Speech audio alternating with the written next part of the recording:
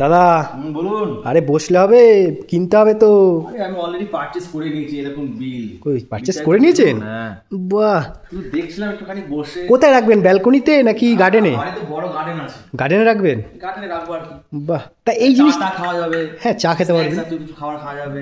চাইলে আপনি রাতে গার্ডেনে ডিনারও করতে পারেন। আর আপনি তো ভালো জিনিসই চুজ করেছেন। আচ্ছা, এইটা কি দেখে এটাই আপনার পছন্দ হলো? আরও তো প্রোডাক্ট ছিল। এটা আমার অ্যাকচুয়ালি খুব ভালো লাগলো, মানে এটা একটা ইউনিক প্রোডাক্ট। বাহ, এই প্রোডাক্টটা সচরাচর দেখা যায় না কোথাও।